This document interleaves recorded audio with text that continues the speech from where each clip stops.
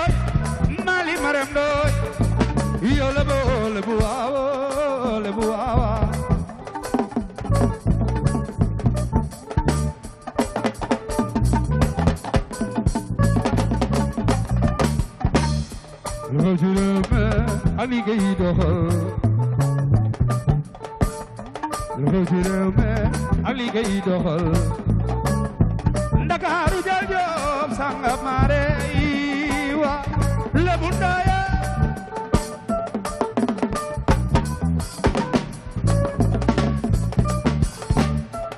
Lebu Ndoye Mali Maram Ndoye yo lebu waawa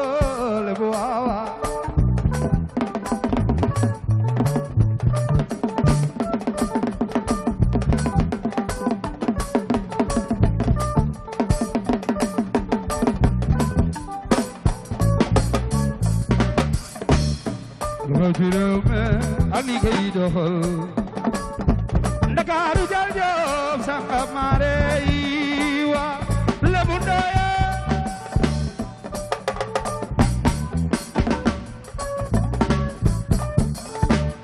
ko njaay giji mame na mori mbaay geje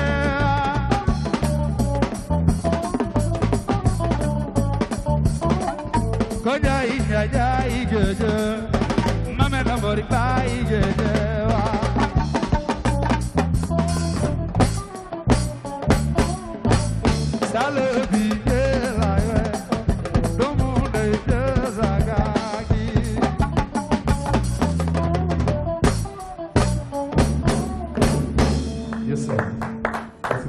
waaw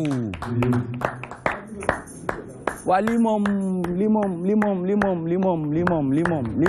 neex na di Alaaji Sall waa kii moom mooy kan waaw kii nag waaw kii mooy Mame Gor Diazaka dañ koy wax Baye Fall le Baye Fall de la musique sénégalaise tur woowu moom moo ko am ci réew mi te yaakaar naa nit ku nekk war nga am particularité ndax liñ naan ko dàq mu ñibbi fa mu dëkk moom boo ko dàqee dafay ñibbi ci askanu ngéwél ki ma bokk ci askan wi ñaan Ndongo Dior Ngone ak Waly Dior Ngone kii Maguette Mbuub mi jur Soda Mama baayam la bokkal ki moo doon Samsu Mbuub moo doon Ndongo Dior Ngone dëgg la moo doon Moustapha Mbuub moo doon Alaaji Lamine Mbuub kii ma bokk ci askanu ngéwél woowu nga xam ni bu woyul woon mun naa def leneen muy tagg Seydina Muhammad sallallahu alayhi wasallam te baat bu neex bu la ko yàlla joxee war ngaa mën a woy lu ne ndaanaan la ci biir ndaanaan ki mooy Mame Goor ndaanaan ci biir ndaanaan Mame Goor salaamaaleykum. maaleykum salaam maa ngi waa DTV yëpp di nuyu nag waa Sénégal yëpp téléspectateurs yi nga xam ne ñu ngi seetaan yëpp maa ngi leen di nuyu monsieur le ministre di nuyu képp koo xam ni tey jii yaa ngi toog jàkkaarloog télé bi di ñu seetaan. Toi-même tu sais. Moi-même je sais. Ah, vous-même vous savez. Oui. Très bien. Voilà, très bien. Donc wax nañu kan mooy Mame Goor Diazaka waaye vraiment am na loo xamante ne yàgg nga ñu ko tàmmal yow ak ki nga xamante ne moom mooy Pape Ousmane Cissé pour toutes les actualités moo xam politique ba ci social tey kan ngeen dalal. tey dañuy dalal rek ki nga xamante ne nii mooy Mayel Thiam nekk coordinateur li nga xam ne nii mooy APR xam naa bu ñu xuusee tuuti ci waxtaan bi dinañ leen ko gën a xamal. dëgg la ba ngeen xam ko bu baax a baax. très bien c'est important voilà très bien donc xam ngeen ne Pape Ousmane Cissé moom tamit dafay ànd ci toutes les actualités politiques et sociales waaye léegi dégg nga ci li nga xamante ne vraiment mosal nañu ko ci ki ñu dalal tey ci wàllu politique ak social kooku mooy kan. waaw ñu fàttali rek ni mooy administrateur général bu APR. xam naa vraiment daa xaw a xiif tuuti rek waaw dafa xaw a xiif donc mooy Mayel Thiam moom la ñuy dajal tey ñu war a waxtaanee lépp luy actualité dominé par les élections du Haut Conseil des collectivités territoriales donc xam naa dina ci ñëw lañ ñu waxoon ak li feeñ ute na xëy na moom dinañu wax li nekk ci biir ak li nekk ci biti le temps que ñuy xam lan la président Macky Sall moom gis ci mbir yi. d'accord c'est important Pape Ousmane Cissé da ciy ànd ak ki nga xamante ne moom mooy vraiment waaye bu ñu nee lundi seen xel dem tamit ci actualité sportive ñu ciy ànd ak ndaanaan Kuli Fadrine l'international mu di Google Sport kooku la ñuy woowee Mbaye Sène tey nag mu nar a def un bilan sur l'équipe nationale du Sénégal nga xamante ne dañ ciy ànd ak son sélectionneur mu di Aliou Cissé Mbaye Sène bienvenue ñu rafetlu jotaay bi waaye tamit ñu kontaan ci bokk ak yow toi-même tu sais. jërëjëf Nicolas jërëjëf ñi nga xamante ne lañ ci toog a fekkal tey di nuyu Sénégal yi di wax ne nañu waxtaan ci football inchallah ak US Open. Très bien voilà très bien donc tout de suite et sans plus tarder nous allons à présent dans ActuBuzz toute l'actualité de l'internet présentée par Raymond c'est tout de suite.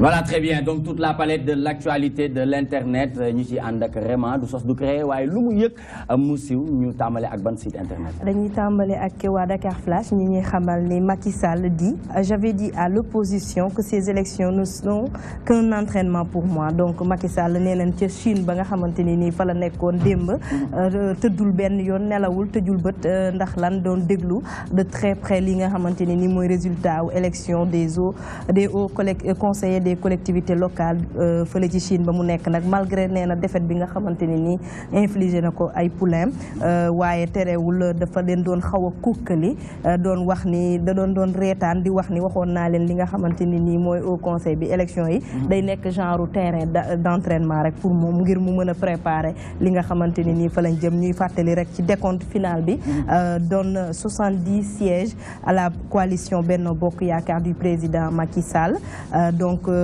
suivi de très près de très loin du moins par celle de And Taxawu Dakar bu Khalifa Sall bi nga xamante ni 3 sièges rek la am après nag ñi nga xam ni ñooy ñëw am 6 coalitions yi ci des FETS ak les Verts Gorca Waxja JA ak l'USS ak PJD Alternative Patriotique et la RSD donc ñooñu ñoo am respectivement kenn ku ci nekk benn siège waaye Nicolas ñu wax rek ci tënk Dakar ginnaaw Dakar ak Ziguinchor ak Oussouye ak Foundiougne ak Gossas yooyu région rek la Macky Sall ñàkk maanaam waa Benno Bokk Yaakaar ginnaaw yooyu 37 départements yeneen yëpp Benno Bokk Yaakaar ñoo ko gagné donc li ñu mën a tënk itam mooy ki nga xamante ni nii mooy Khalifa Sall il reste le roi de Dakar parce que moo ko gagné ki nga xamante ni nii mooy Abdoulaye Baldé itam gagné waat na foofu nga xamante ni nii mooy Ziguinchor di fiefam mais li nga xamante ni nii moo nekk daanaka surprise ci élection yi mooy ki nga xamante ni nii mooy Oumar Sarr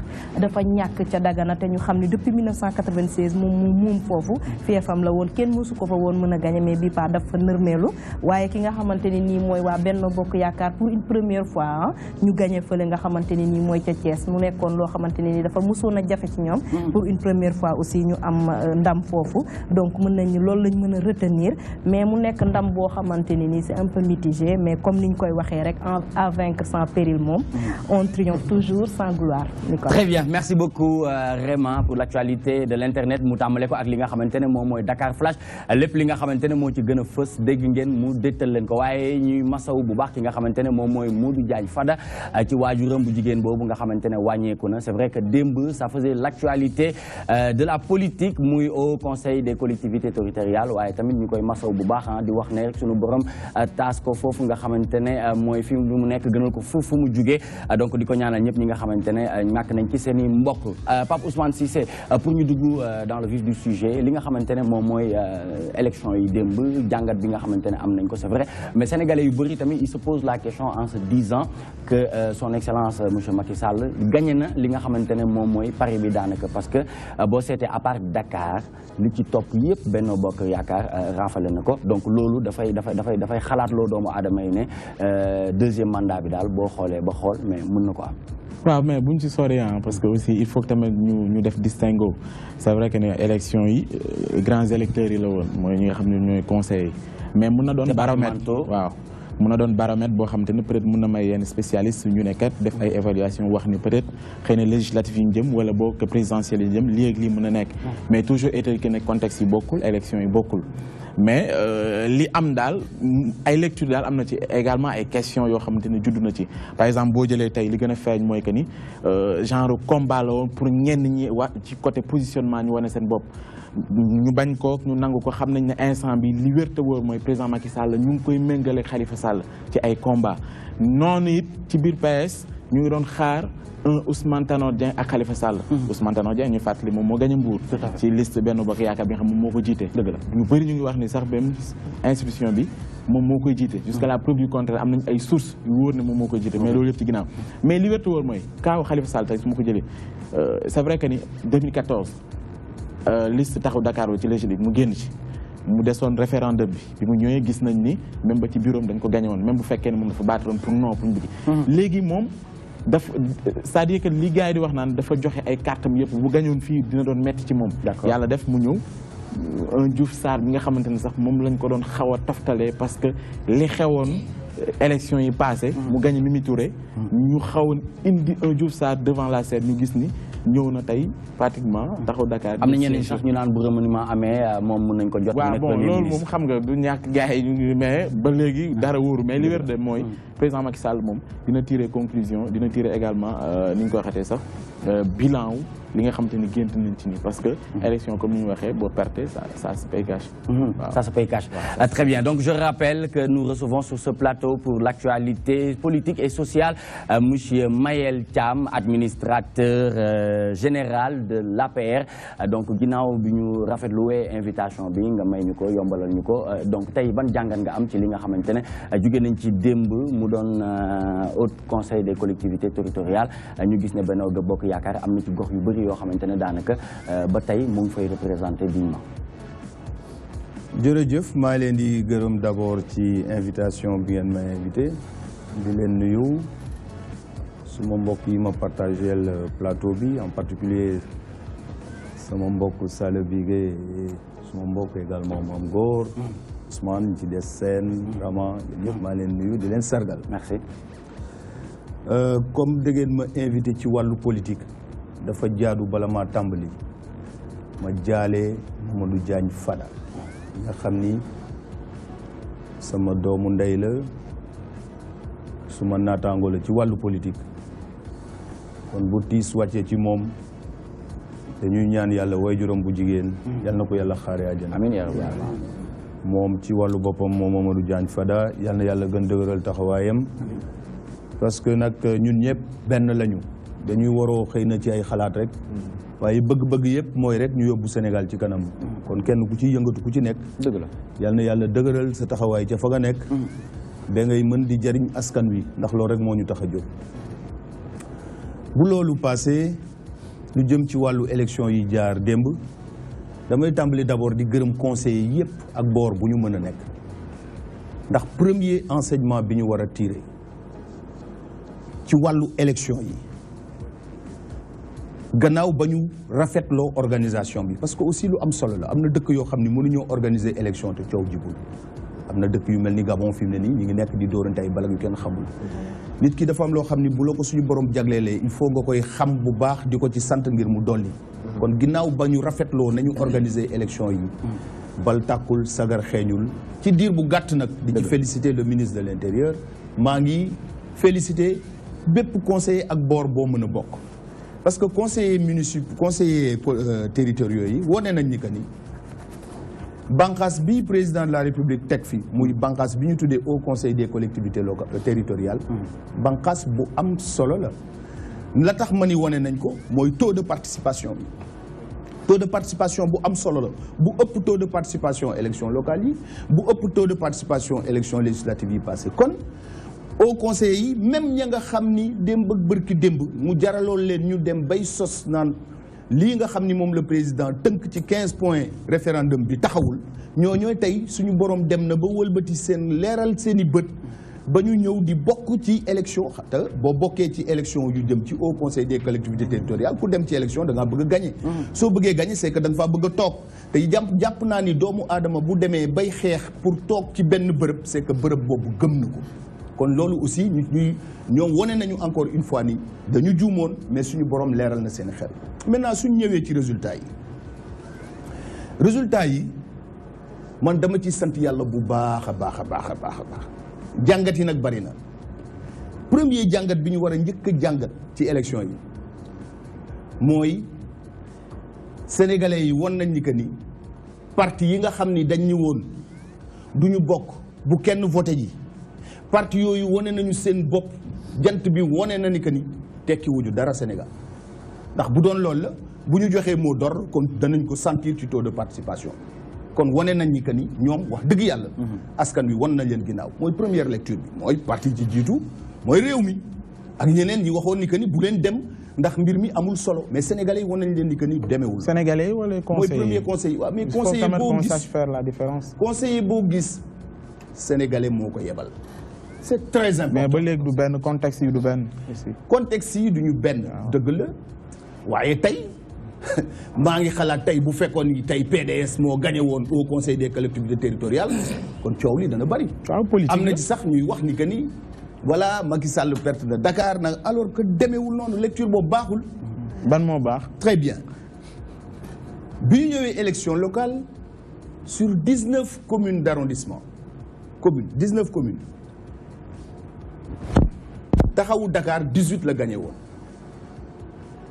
tey ñu ñëw ci élection au conseil des collectivités territoriales 75 conseillers la rawee te 75 conseillers mooy l'équivalent d'une commune véritable lecture mooy progression Benno Bokk Yaakaar loolu mooy lecture bi parce que ku jógee ci benn c'est très important ku jógee ci benn commune une commune contre 18 en l'espace de peu de temps ñu ñëw ba nga xam ni rawante bi 75 conseillers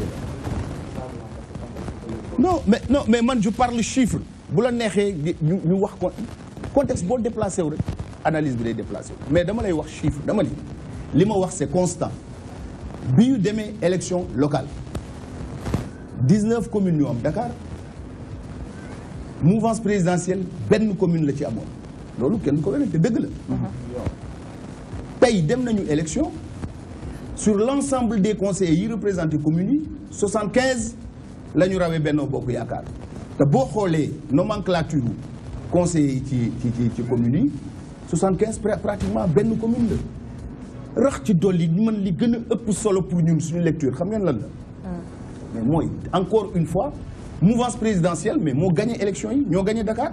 waaw parce que loolu da nga koy mën a wax. d'accord mais aussi mais dafa. non waxuma loolu man dama ko mës a wax. non dama ko xam nga Sénégal.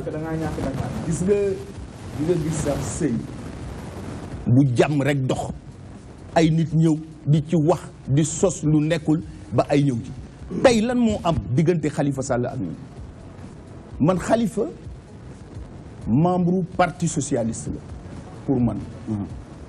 Parti socialiste membre mouvance présidentielle quel que soit par ailleurs waroo bu mën a am pour man par déduction Khalifa membre Benno Bokk Yaakaar la.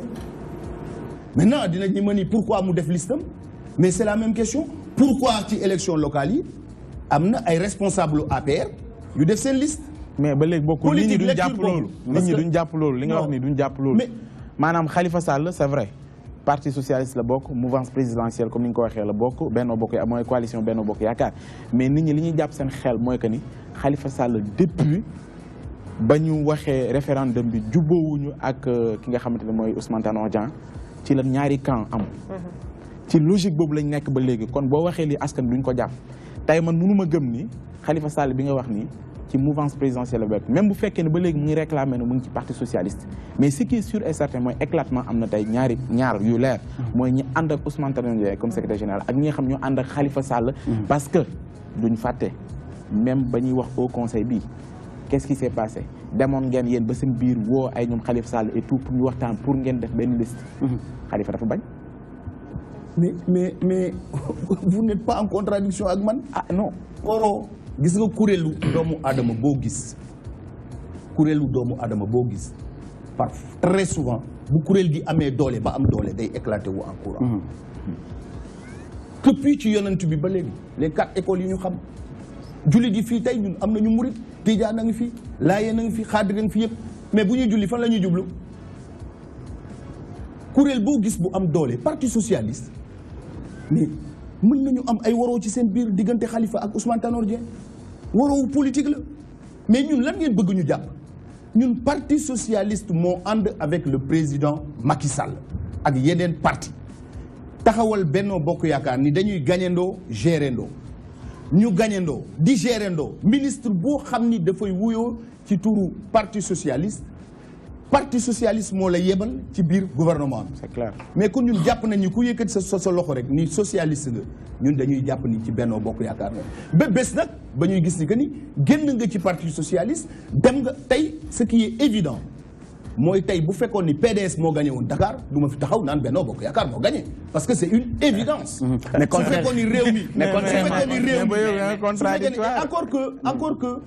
contradictoire si c'est non je suis absolument pas. parce que kon yéen victoire bi yéen a kon victoire Benno Bokk Yaakaar mais man dama koy rafetlu parce que tey j'aurais dit que am nañu défaite. su fekkoon ni à Dakar su fekkoon ni opposition moo ko jëloon. mais pour man. mais et dites-vous une chose. tous ces gens-là yi wax Khalifa ñoom Diaz ak yëpp mais comme ci ay responsable lañu ku demoon ba estimer que ni bëggatoo bokk parti socialiste parce que parti socialiste ànd na ak nguur gi mais sincèrement d'accord man bu ma dalee damay démissionner mais tant que defuma ko c'est parce que quelque part je suis d'accord avec l'option de mon parti. non qu'à cela ne tienne, qu'à cela ne tienne, ce n'est pas qu'à cela ne tienne. Je termine sur mon analyse parce que sur ma vision. Ce qui est évident, moi, tey bu fekkoon ni élection présidentielle, Macky Sall day jàll premier tour. Ça au moins, quel que soit par ailleurs. D'accord. Il y a une porter contradiction. C'est bu doon élection présidentielle. Voilà, très bien. 80, merci beaucoup. On a gagné avec. waaw léegi xaaral Mame Gor Diazaka en tant que porteur de voix tey nii am nga lecture boo xamante ne war nga ko mën a def ci lii nga xamante ne moom mooy au conseil des collectivités territoriales ak lii nga xamante ne administrateur de l'APR moo ngi koy wax yow ban jàngat nga ci am. waaw man moom jàngat bi ma ci am mooy lenn xam nga tey jii comme moom ni mu ko waxee benn bokk yaakaar.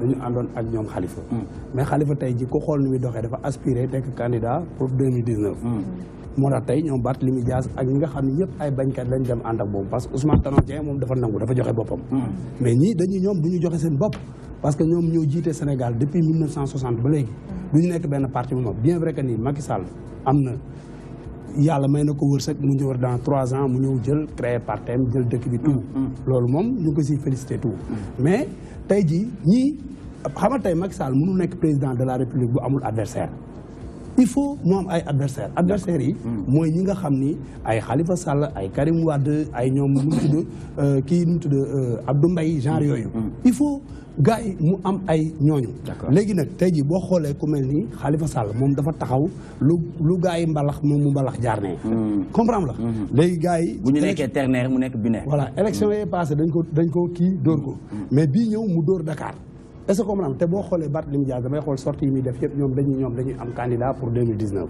des fois nga dégg ñu ne ñoom am na ay projets yu ñu teg yoo xam ne nguur gi da leen di fakastal donc ça veut dire que ni am na problème seen biir comme administrateur ni mu ko waxee c'est vrai ànd nañ gagné mais tey jii même ay nit mën nañ ànd gagné mais ñu dem ba ci biir deetuñu bokk gis-gis d'accord est-ce que comprendre tey jii Khalifa Sall ku ko xool xam ni adversaire u sa waay la pour 2019 ba pare élection yii bokkul ak élection présidentielle de parce que élection présidentielle tey jii ki jàngul ak ki jàng xam nga Sénégal lu mu xam xiif lekk mar naan bëgg liggéey am ko xam na xam ni voilà mooy loolu mais tey jii bu fekkee ni tey jii Sénégalais yi mer yëpp am na ñu bëri ñoo xam dañu mer ñu ngi seen biir kër toog mais conseil municipal bi dañ ko fal bu woote jotee tey ji mën na gis ni leader am sax dafa dem ànd ak nguur gi moom ñu graissé ko benn muuni moom mu dem woote wala genre mel noonu mais du Sénégalais yëpp am na Sénégalais loolu vous faites allusion ak 100 millions yi nga xamante ne ñoom ñu ngi ko doon waxtaanee ci période bi mais Mbaye Sène ban lecture ngay def ci situation bi nga xamante ne jóge nañ ci dem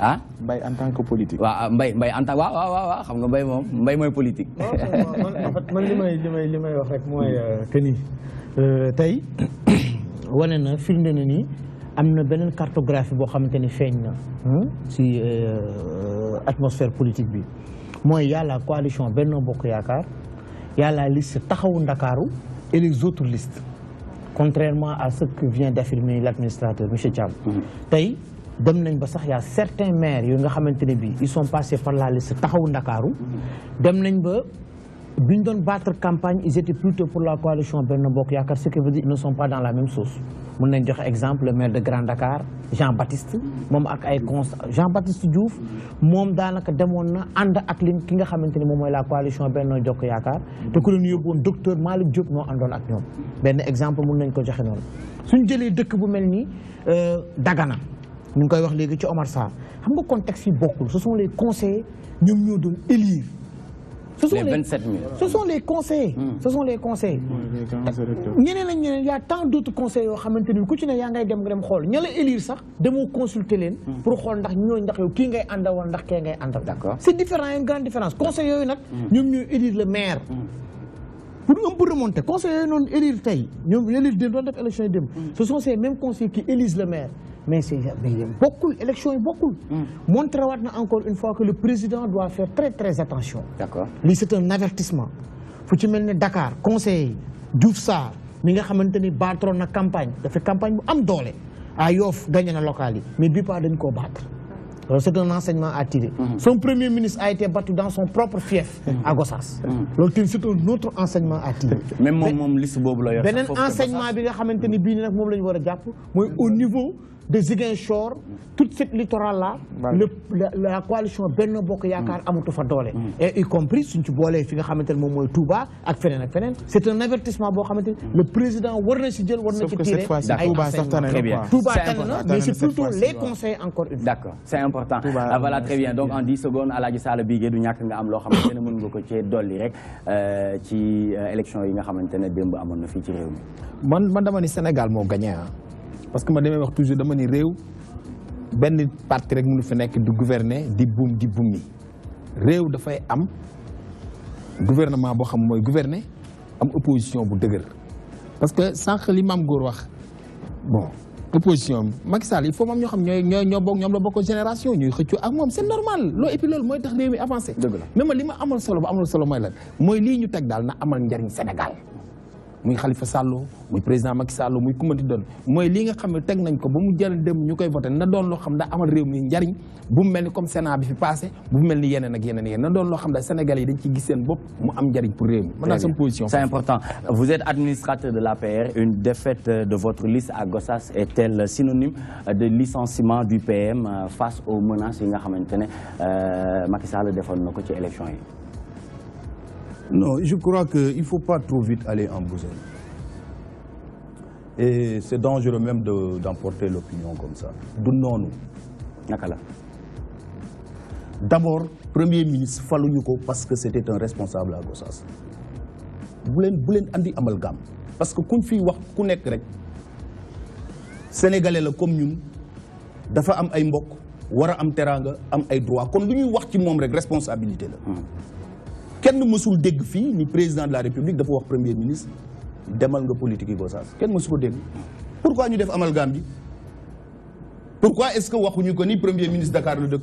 pourquoi ñu def amalgame bi yooyu laa bëgg attendez Sénégal il faut ñuy tegaat yëf yi ci yoon parce que ku ñuy wax ci kaw rek booy wax ci kaw nii rek na jàppal ni yow la ñuy wax sa kaw xam nga tey bu ñu defee amalgame bi mën nañu nëxasal xelu sénégalais yi alors que dara nekku ci dëgg dara premier ministre Abdoul Mbaye bi mu fi nekkee ma seen ko dégg ci APR Mohamed Boun Abdallah Dionne dañ ko mës a dégg mu milité Gossas alors pourquoi ngeen bëgg a yeewu rek def amalgame bi entre résultat wu Gossas ak statut du premier ministre c'est dangereux c'est pas bon baaxul. président bi waxuloon xam nga tey jii président bi moom moo waxoon ni ñi ma àndal ñëpp képp koo xam ne dañu dem élection nga perte fi nga nekk xam nga dama lay sanctionné. loolu président moo ko waxoon c'est que wax xam nga Abdallah Dionne ñëwul nekk acteur politique boo xam ne dafa ñëw di politiqueal Macky Sall. Macky Sall falu ko pour mu politique mais politique gu gouvernement bi lay def. Macky Sall moom moo wax si boppam ni képp koo xam ne perte nga sa gox man dama lay si fay kon nag tey jii bu fekkee dafa perte moom tamit normalement premier ministre bi dañ ko war a di fal sama waa ji. non encore une fois j'insiste d'accord d'abord président de la il faut wax ñu koy wax exactement naka la wax président musul wax ni ku perte ma dàq la. waaye jëf ji xaw na ko loolu nag ndax gis nañ fi Mimi Touré aussi bi mu perte Grand Yoff yàggul dara ci lañ ko wàcc mais lu tax ngeen gis aussi ñoo xam ni am na ñu perte seen gox te ñu garder leen. voilà donc non def leen nag du noonu. xam nga on a le droit on a le devoir. c'est très important li ñuy wax nii parce que am na sénégalais boo xam ni ma nga nekk ca gannaaw Tambacounda yi ñuy wax ni da ko soxla pour réflexion kon dañ ko war a teg ci dëgg. man du ma waxantu dama ni président mësul wax ni que ni ku nu mu tëddi ku perte mu dàq la ça je vous le dis. la ñu wax nag man maa nga fa woot mais su ma leen nee président mënul wax dëgg yàlla su leen ma wóoloo tuuti war ngeen gëm ni musul wax loolu amalgame nag am na nag ci li mu wax attendez maa ngi ñëw man lu may def leen ndànk rek dama bëgg yëf yi leer moo tax d'ailleurs may dem ndànk nag alors toi même tu sais la ñu wax de alors président de la République li ñu wax li mu wax c'est assez clair def nañu ay investiture responsable bu bàyyi liste yu investir nga jàpp ni que ni yow mën ngaa investir sa bopp mën nga def sa liste su bopp. c'est parallèle. sa liste parallèle yaay jël say responsabilités c'est ce qu'il a dit. alors ñenn ñi conclure ci neneen qu'à cela ne tienne je reviens à Gossas dama ni premièrement amul benn amalgame entre fonction wu premier ministre Mohamed Boun Abdallah Dionne ak politique au niveau de Gossas. Cependant, ce qu'il est en train de faire, en tant que Premier ministre, n'est qu'un proche du président de la République.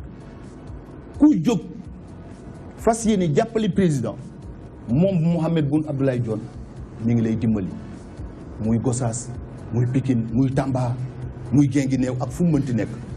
aucun rapport boobu doon na taxaw su fekkoon dañ nekkoon dans un régime parlementaire. ba pare dem élection législative su boobaa dinañ ni kat premier ministre bu perte goxam dans le cadre d'une élection législative ce serait logique que ñu dindi ko ci kii. d'accord ma àggal ma daaneel rek pour dindi benn baat bu ma fi dégg. payam politique mooy lan ban baat la. mais bu leen gis ngeen élection présidentielle.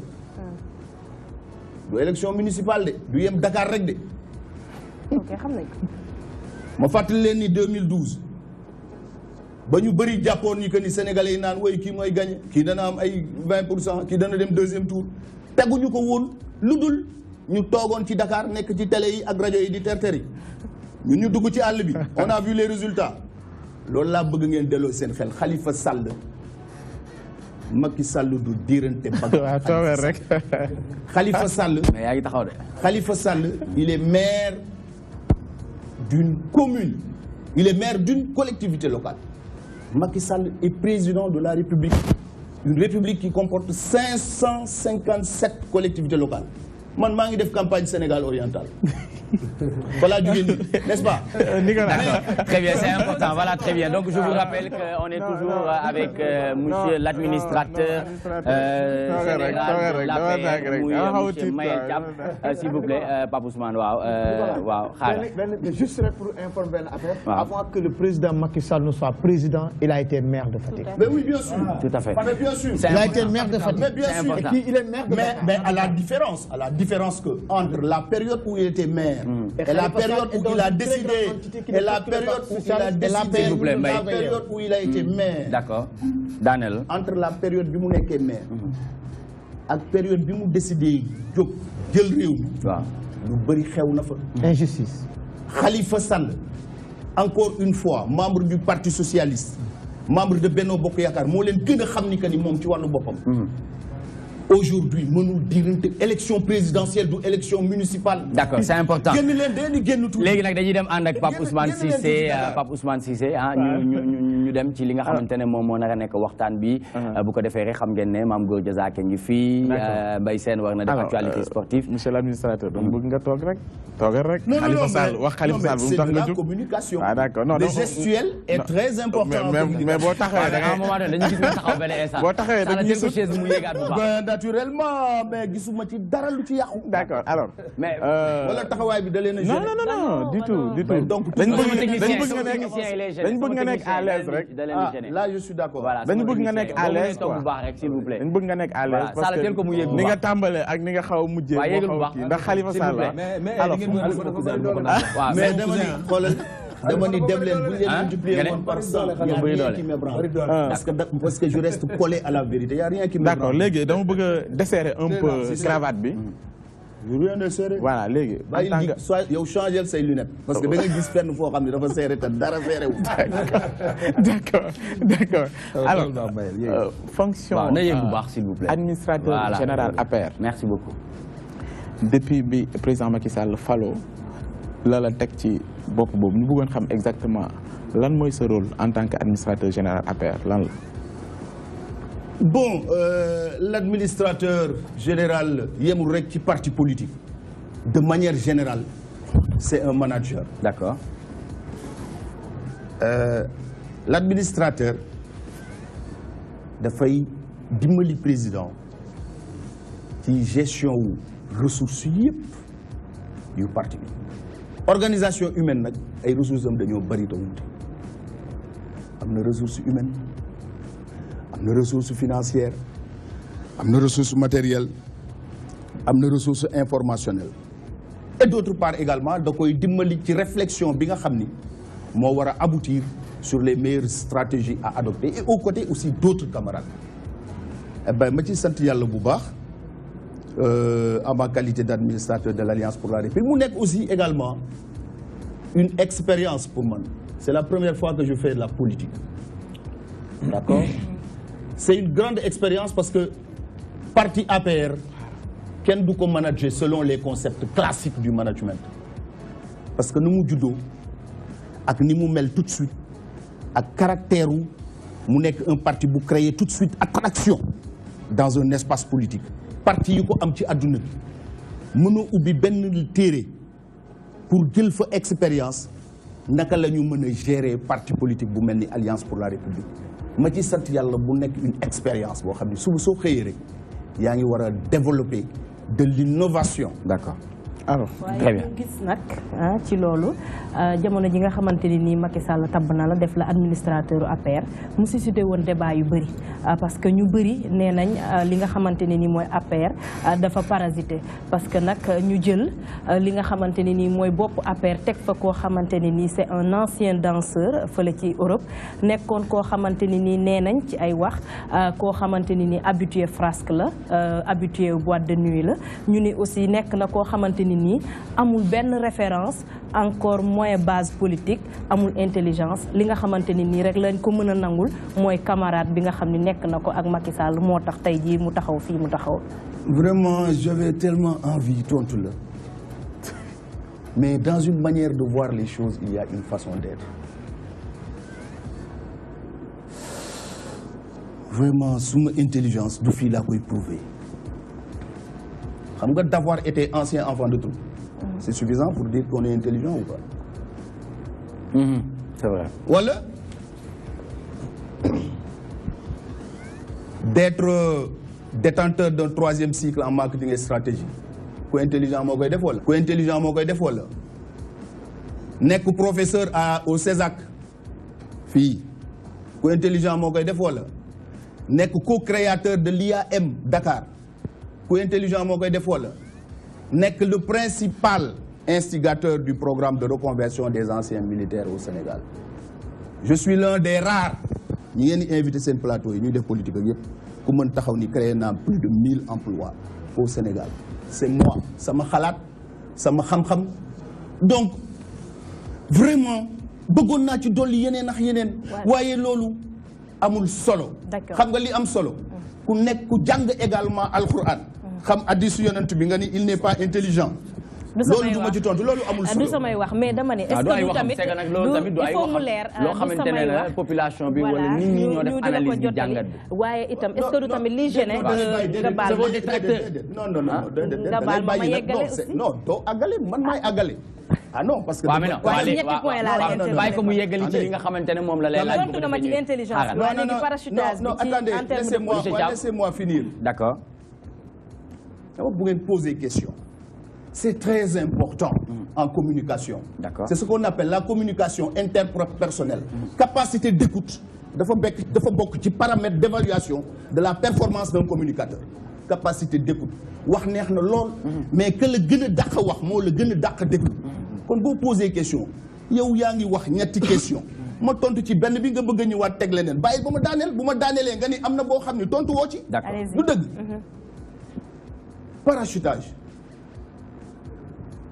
D'abord dafa amul en politique àndu ñaari fan di nga gis àndu ñaari fan jëflante ñaari fan yu mën a weccoo àndu ñaar fukki at benn ñaareel ba soo waxul woon lii sax sénégalais yu bëri duñu ko xam mais dafa ngeen ni ku mel ni Macky Sall président de la République du Sénégal ak cursusam bépp lu toll ni parti politique di ko andi au pouvoir dana ko jël rek gis kenn rek parachuté ko ni ko kaay toogal ma fa na nit ñi teey gis nga mbiru ànd ak un leader dafa mel ni guy si ndax yu fa taxaw si ndax bu nekk defa nga ni fa nga tag fa la guy gi yem loolu laa la mën a tontu ci loolu. nee nañ amoo base politique. waa Guinaw Rail Sud nañ la tontu ak waa Pikine ak waa Louga ak waa Thiamène nañ la tontu man je suis même national.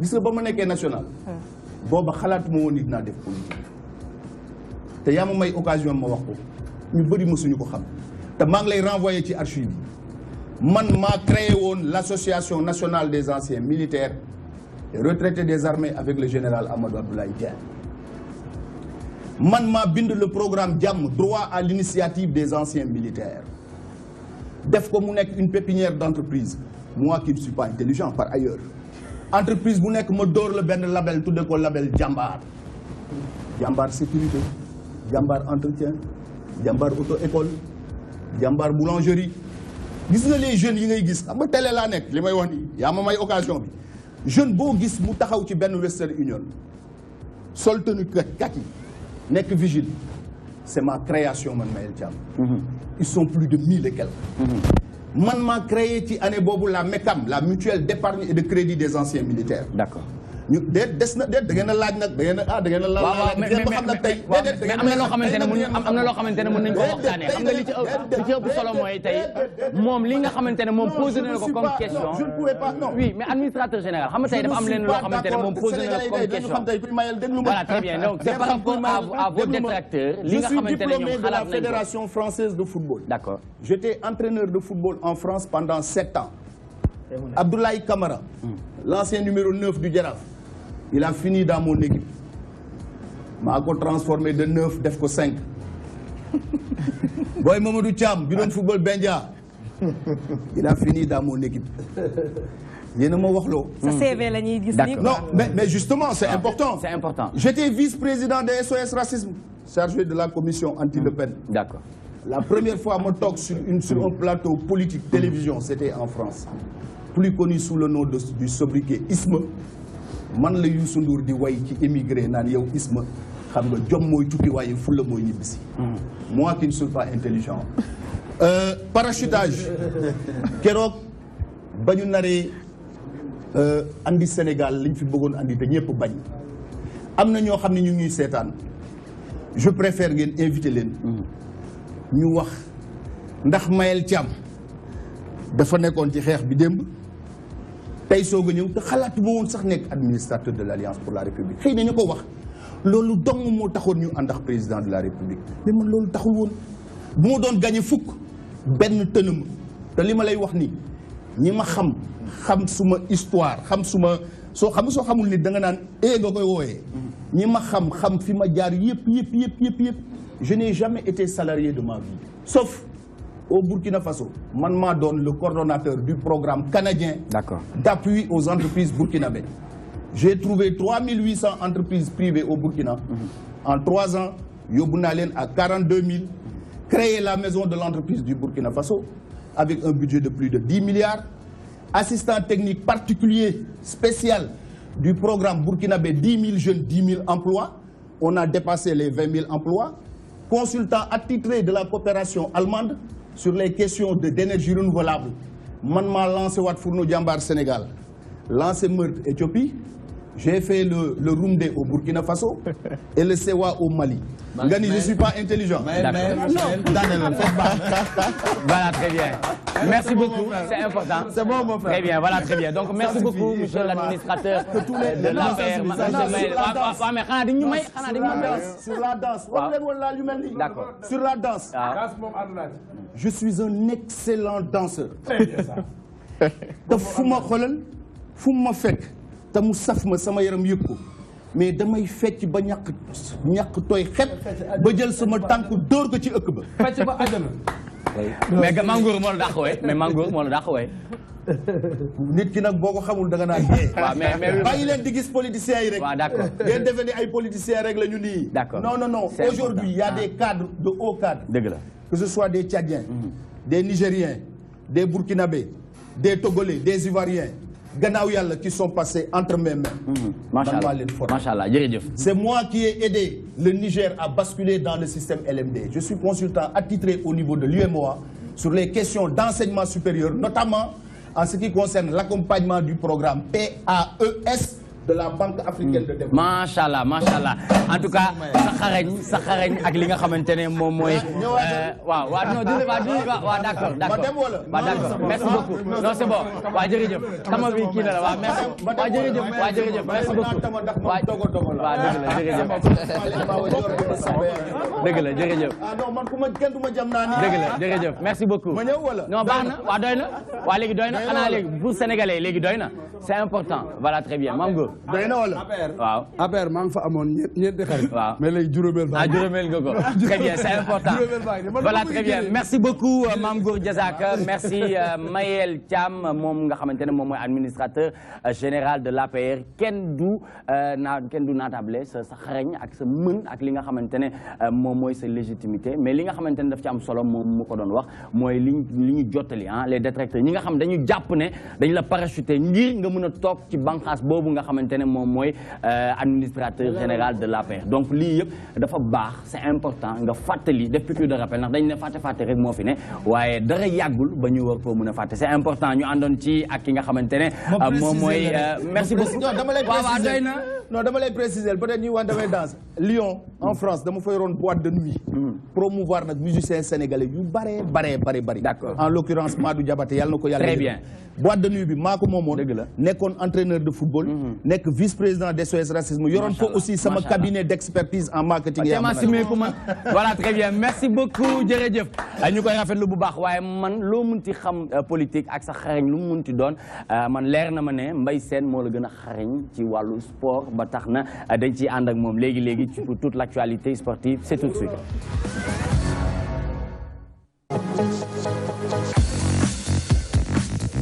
Voilà, très bien. Donc, tout de suite, maintenant, bien sûr, nous allons démarrer l'actualité sportive. Mbaye Sène nous propose aujourd'hui un dossier sur le foot sénégalais en général. Mbaye Sène. Oui, bon, di wax ni que c'était l'éliminatoire fi nga xamantene bi mom moy Coupe d'Afrique 2017 fële ca Gabon 14 janvier jàpp nañ ko leer na léegi. D'accord. Bon, di wax ni xam nga Sénégal éliminatoire lu bëri dañ ko ci wax par rapport au fond de jeu, par rapport à l'équipe nationale, par rapport à Aliou Cissé. Dem nañ ba ne woon bi ñu éliminé prématurément fële nga xamantene bi mom moy Coupe d'Afrique fële ci Guinée équatoriale au premier tour. Ñëw nañ dans la précipitation. Bon, bokkoon naa ci ñu ko waxoon et je le dis toujours. D'accord. Que ni ce qu'on devait faire, on ne l'a pas fait. Mais on devait vraiment xool ce qui ne va pas ñu jéem a xool mais nommer un entraîneur dans la précipitation. Waruñ ko en plus un contrat de 4 ans qui sera évalué chaque 2 ans. Jàppoon naa ni loolu dafa prématuré mais l'histoire aussi ñuy dem di dem Aliou Cissé a fait, il est rentré dans l'histoire. En autant de matchs en éliminatoire, Aliou Cissé a eu autant de victoires. C'est parfait. Mais certes, vous allez me dire que l'adversaire aussi beaucoup. 6 matchs, 6 victoires. Ouais, si. Adversaire beaucoup, adversaire du même niveau mais quand même il l'a fait. Il a su aussi oser. Ñi nga xamantene ñoo fi nekkon moy comme ñu mag ñi ku ci melni Moussa Kon, ku ci melni Moussa Sow, ku ci melni Issiar, ku ci melni Demba Ba.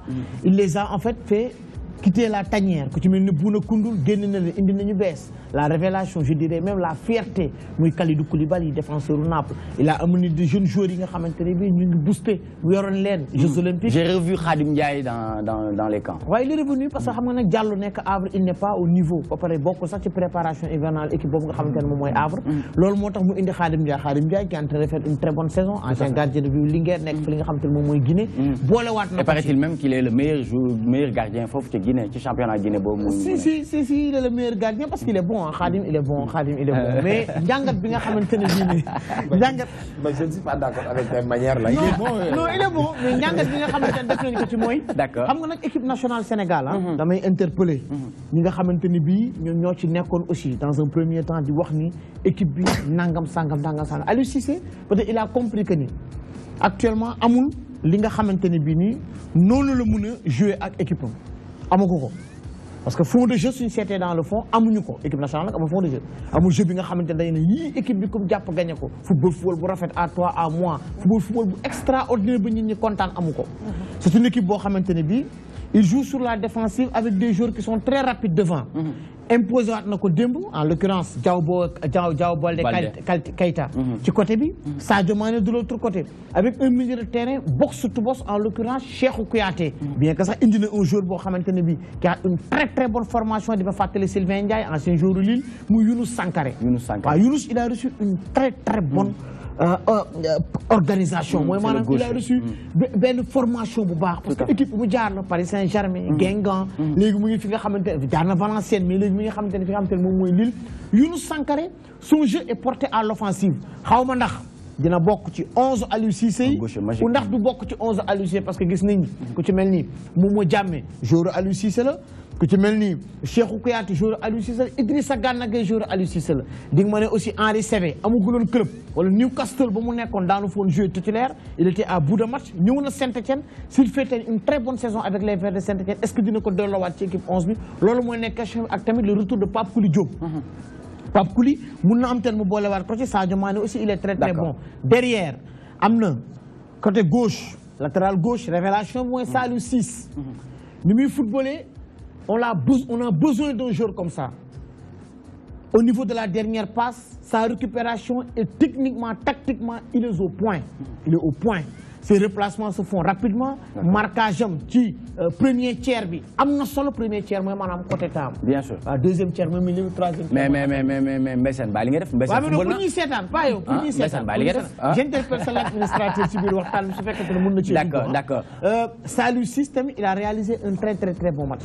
Mais légui Sénégal ci équipe bu melni Algérie man sama njàngat lay wax Algérie équipe bu melni Ghana équipe bu melni Côte d'Ivoire mun na leen créer problème mais tey équipe yu mel ni ay Cap-Vert Burkina Faso mën nañoo indi problème parce que boobu on aura besoin de jouer. D'accord. Et on ne joue pas. Très bien Mame Gor Diazaka ban lecture nga def ci équipe nationale bi nga xamante ne c'est sous la magistère de Aliou Cissé bi mu ko yoree ba tey. non kontaan xam nga bu njëkk ba dañu amoon ay affaire complexe di jël ay tubaab rek tubaab yi ñëw di jël sunu moon yi di dem amaluñ ñu benn njëriñ parce que Sénégal dafa dem Coupe d'Afrique 2002 ak Coupe du monde dóor France ñu dem jël ay français indi leen fii mais nee na à l'exception de Bruno voilà ñu ñëw yàq suñu équipe non Bruno Metsu moo defar ak ñoom kii bi ñu defee ba pare ñu dem indil ñu ay tubaab d'accord donc Aliou Cissé soo ko xoolee moom révolutionnaire la ba pare moom booy yi faalewu leen daf leen démystifier boo defee li nga war a def mu def li mu war a def boo ko def lu mun la may ma mat damay def sama yoon moom genre joolaa yoo xam nga géree la bañkat la donc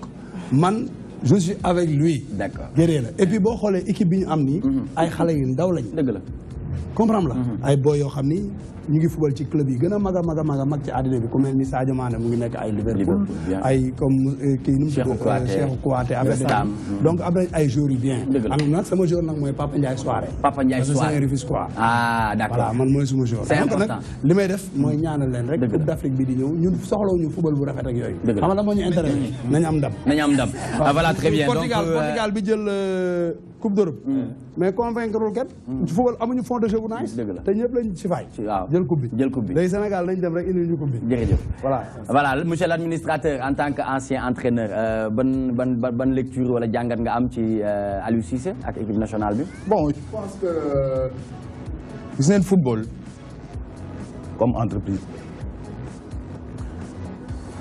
il faut am loolu ñuy wax leadership partagé c'est-à-dire say lignes yëpp le rêve d'un entraîneur mooy mu am leadership partagé mooy lan mooy ce numéro 5 mën a wax ni je suis le meilleur numéro 5 de tout le tournoi sa 4 mën a wax loolu sa goal mën a wax loolu sa demi ñëpp mën a wax loolu mais en plus de cela bu fekkee ni kenn ku ci nekk leader la te amul synergie également doo joxe résultat c'est-à-dire boo amee 10 Maradona dans une équipe ça sert à rien du tout te synergie pour nga organiser wu ko dafa laaj yu bëree bari et qui font appel à l'automatisme te yooyu ci ëpp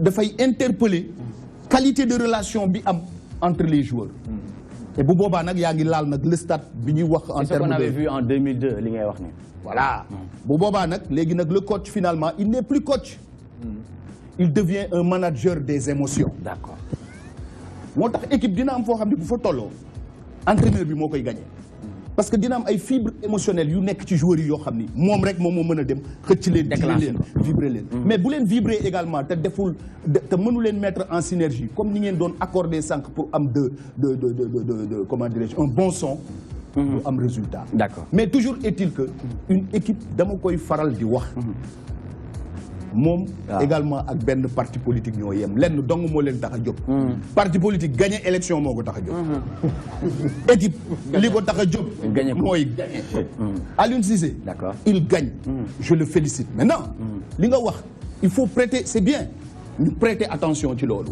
ni niveau de football niveau de qualité de football bi ñu amee war nañu préparer wu pour mën adapter wu à un autre niveau de football mais jusqu'à présent puisque on est les meilleurs dans ce niveau de football là nañu continuer liggéey et puis avoir en perspective le rehaussement du niveau te bu boobaa bu ñu accès man wóolu naa xale yi c'est important jërëjëf monsieur l'administrateur Mbaye Sène et pour finir di wax rek ni du wax la c'est vrai que une équipe c'est une colonne vertébrale un bon gardien un bon libéro 10 un bon but 9 boo xamante ne bal bu wartu dugg mu dugal ko loolu mooy une équipe quoi loolu mooy une équipe c'est une colonne vertébrale mu am ñoo xamante ne rafetlu ñu geste bi kii def Idrissa Gana Gueye dagg maillot bi xotti ko nii après ñu mujj ko woo ci biir terrain bi génnee ko changé loo ko maillot te muy couleur nationale du Sénégal bon je pense que ni Nicolas xam nga gars yi dañu mun a attardé wu ci yenn détails est-ce que détail la waaw mais non parce que xam nga tey maillot sax day xotteeku mais Eric Cantona li gën a garaaw def na ko en 1989 mais yëkkati na maillot boobu mu ngi nekk Girondin de Bordeaux mais daf ko fëgg ci suuf daf ko dëggate après époque boobu ci la dem en Angleterre et pourtant il a été rappelé en France tant d'autres def nañ ko su ma fi nekkee di cité sax du ma fi jóge Sia Tanson def na ko ak kii Trabzonspor benn équipe bu nekk Turquie moom itam génn nañ ko mu dóor mayam ci suuf mais kii peut-être amaana li tax mu dagg ko Idrissa est très poli Gana. Non, on dit pas le contraire. C'est parce qu'on a, on n'a pas compris et on n'a pas aimé. ku ñu ne sax dagguloon mais mënoon na am sax maa ngi mënoon na xotteeku. D'accord. mu xotteeku doon ko gêner. mu dagg ko rek dagg fii nii rek ah. Très bien. xam nga il faut positiver. Voilà, très bien. Merci beaucoup. Toujours positiver avec Mbaye Sène. Merci pour toute l'actualité sportive. Et bien sûr, comme ni ngeen ko xamee mu nekk suñu invité musique de ce lundi. Merci Mbaye Sène. Donc da nga am loo ma bëgg dolli ci li nga doon wax léegi nii. Non, je pense que ni US Open bi la mais c'est bon. Voilà, très bien. Merci beaucoup. Mame Goor Diazaka, Mame Goor ak Diazaka Orchestra. Donc muy orchestre bi mu àndal di ci liggéey. Man benn question laa la bëgg poser laata ngay dem sur scène mais ñu beneen morceau mooy ban jàngat nga am ci vacances citoyennes ak wax bi mu indi ku ci nekk joxe ci ay position yow en tant que porteur de voix nga nekk koo xamante ne ku ne xam na la ci musique bi ak engagement bi nga ci am ban lecture nga am ci vacances citoyennes.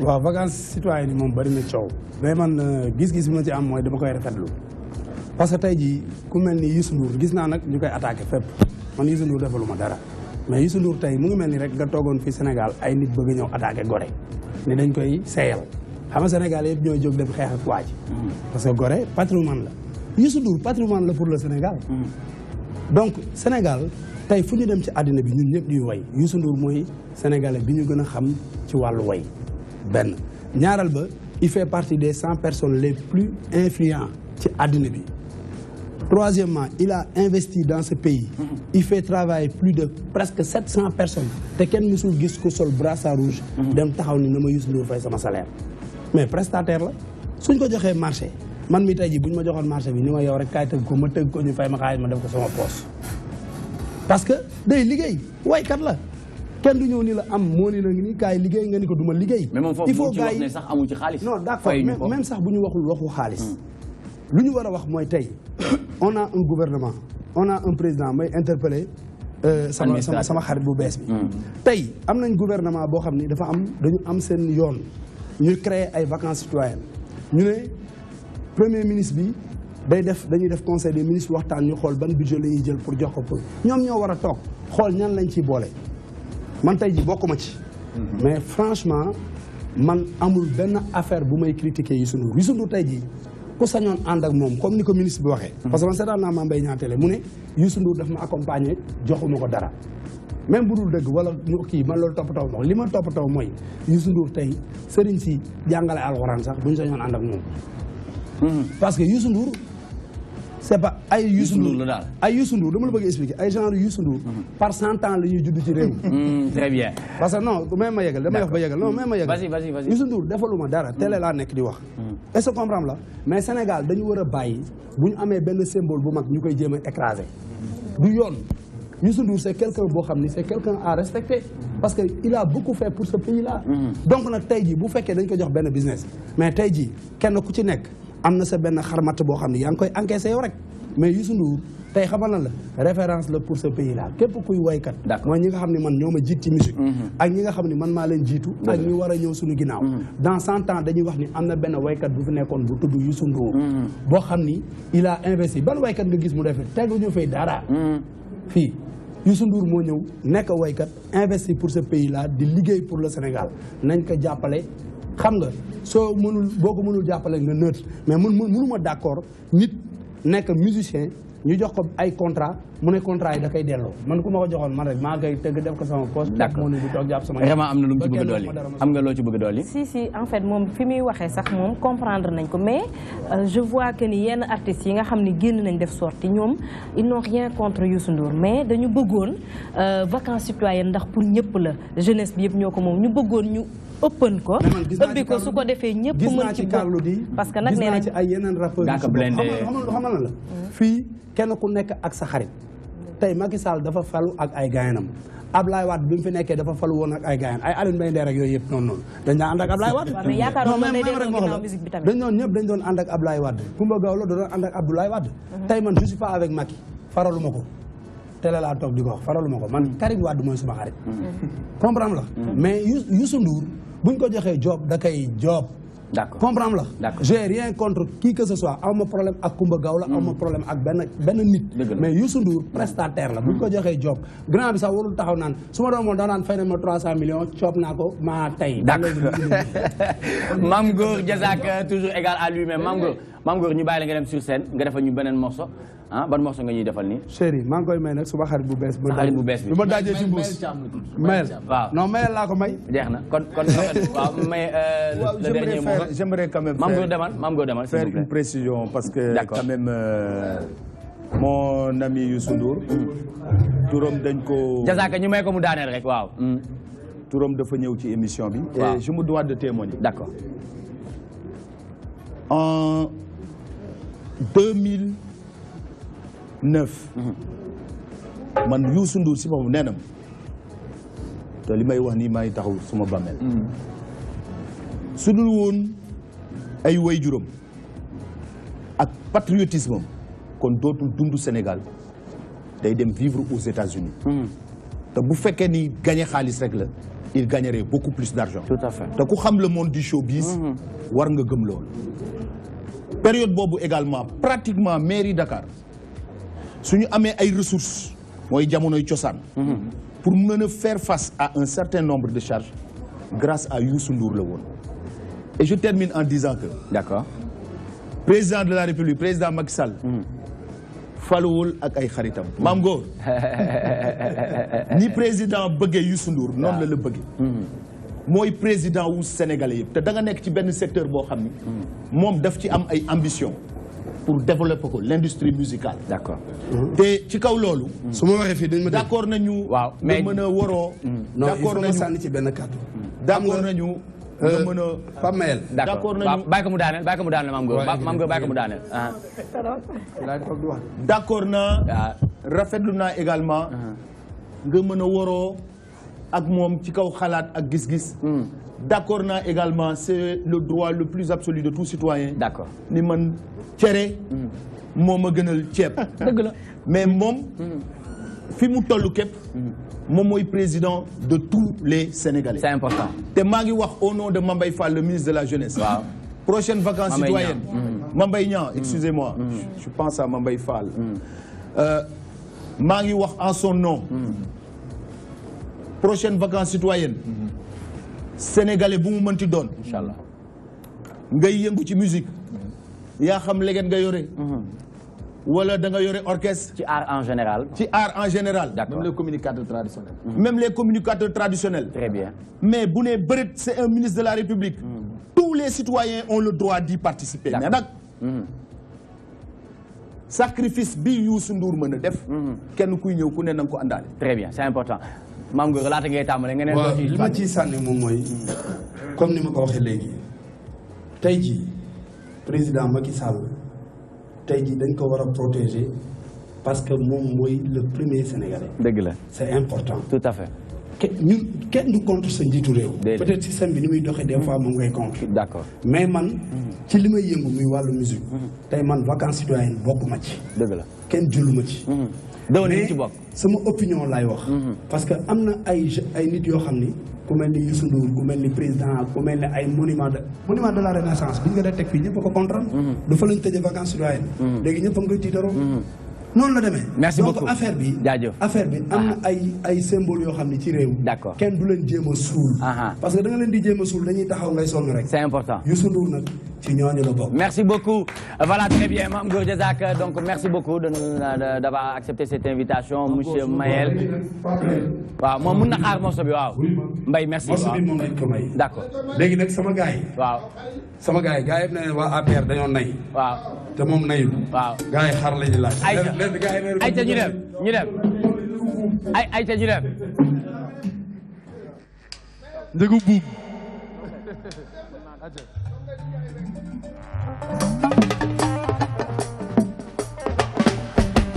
Baby, my baby, baby. Xol bi yaa ci nekk dëgg la loo fi waxul du fi am baby da bi baby la dëgg.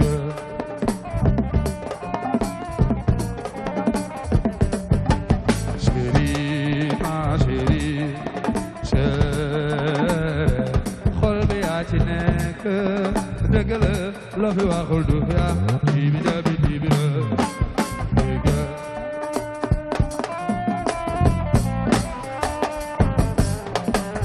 wow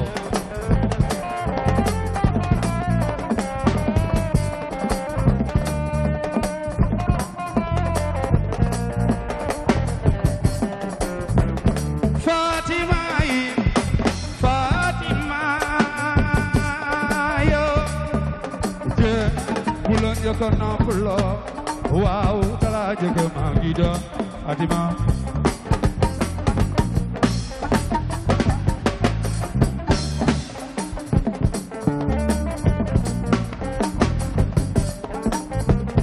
Basiru gai moy sabai Fatima wow jona sama moy saya aywa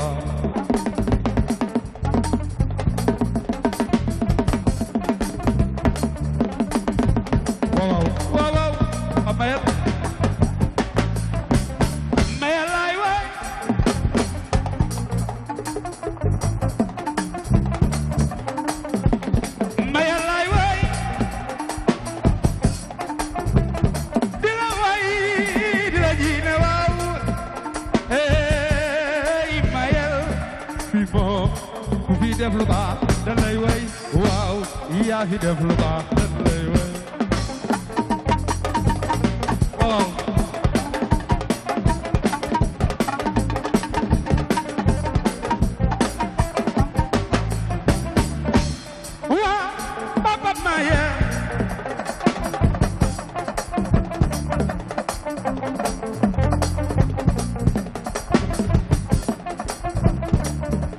waaw papa maye Cham dogo falik ma wajar Kumba samba ya jalar Imayel fi bom ku fi def lu baax dañ lay way waaw yaa fi def lu baax dañ lay way waaw waaw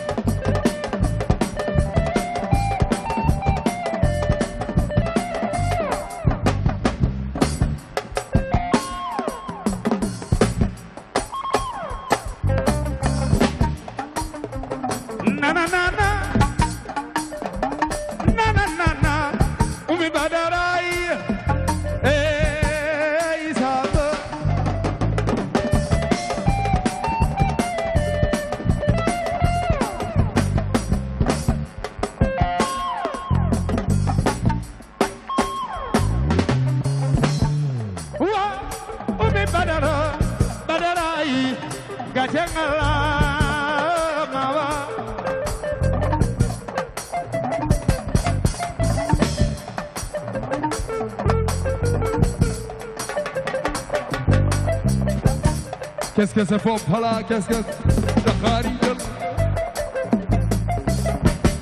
qu'est-ce que c'est fort là, qu'est-ce que Dakharijal ak a neex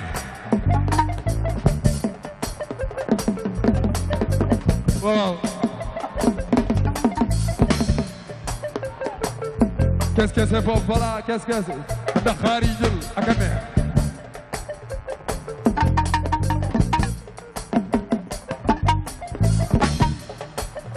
sagal nga ma chéri muñal nga ma waa yàlla bu kenn sere dara si sa ginnaaw Fatim waaw yaayu talata sudi ine waa ak ajaajo ak ajaajo ak ajaajo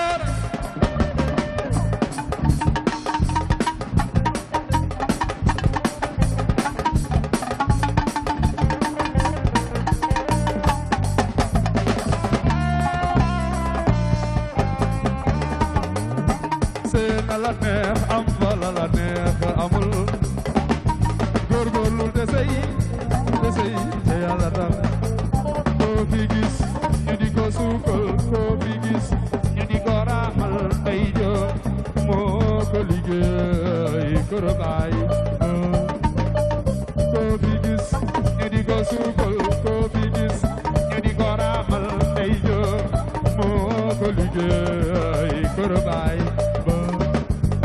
sagal nga ma chéri muñal nga ma chéri yàlla bu kenn seetale dara si sa ginnaaw chéri soxna si sala bige jaay doxal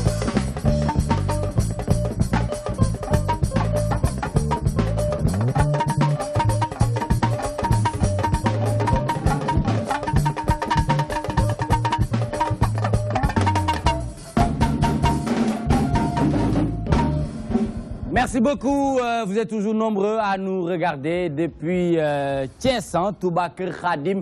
Ñu ngi leen di sargal bu baax di leen fàttali abonnement TNT télé numérique terrestre c'est important donc ñu leen di fàttali Touba Kër Khadim nekk foofu ca Thiès waa shop kan service nekk foofu ca fi nga xamante ne moom mooy Ngoundiane waaye tamit di sargal ñi nga xamante ne ñu ngi foofu shop Diop et frère nekk foofu ca fi nga xamante ne moom mooy Xombol Mati et fils depuis Thiès donc c'est vrai que abonnement TNT dem na ba Ziguinchor ñu leen di sargal bu baax di leen fàttali seen promotion boobu nga xamante ne boo jëndee 3 mois ñu may la 3 semaines boo jëndee 6 mois ñu may la 6 semaines ba 12 mois ñu may la 12 semaines donc c'est important c'est toujours la promo qui continue avec la magie de la télé DTV TNT c'est important ba tey ñu ànd ak yéen ci toi-même tu sais mu nekkoon Mame Gor Diazaka muy ndaanaan ku li fadrine machallah di doomu Tëngéej nekk koo xamante ne mu ngi def lu am solo ci culture sénégalaise léegi Valérie elle vient de nous rejoindre sur ce plateau borom musique l'actualité musicale nationale et internationale te tey dinañu defal ay secret yu am solo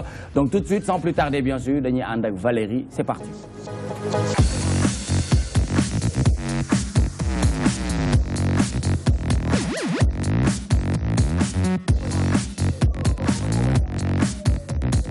Voilà, très bien. Nous démarrons la rubrique musique avec le portrait de Omar Baye Pène, l'as de cœur de la musique sénégalaise. Effectivement alors mais Nicolas tey balaa maa jàll tey ci ki nga xam ne moo di Omar Pène xanaa li ñu def leen lu jàkkaarloog suñu invité bi donc ñu amoon juste quelques questions yoo xam ne dinañ ko laaj donc Mame Gor Diazaka en 16 ans de carrière donc depuis 2000 yaa ngi def li nga xam ne moo di musique donc yow en 16 ans de carrière ñu gis ne 8 albums nga jot a génnee donc lan muy expliquer loolu ci loo xam ne 16 ans de carrière fukki at ak juróom-benn. waaw xam nga nag man boo xoolee samay album par rapport ak ñeneen ñi.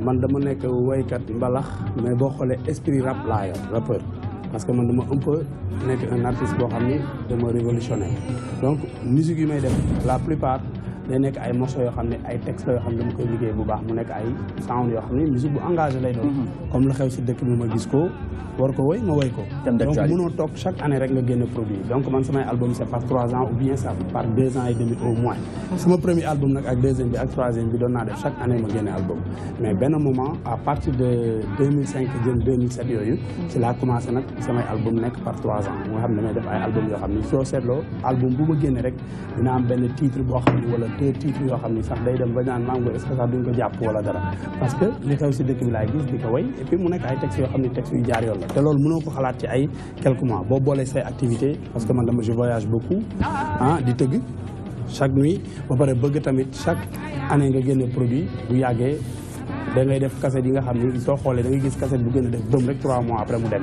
mais am na ay morceaux yoo xam ni soo ko génnee même les animateurs wala ñuy waxtaan ci thème de la semaine wala dara sound bi la ñuy jël teg ko en sourdine au moins gars yi xam ni kii li mu way nii am na chance mais profité tamit ci occasion bi di ci fàttali sama mbokku waykat yi ñu ci gën di xalaat ci loolu parce que c'est important que tamit ngay def ay morceaux yoo xam ni su génnee au moins dina fi des benn 3 ans boo xam ni au moins voilà mooy loolu.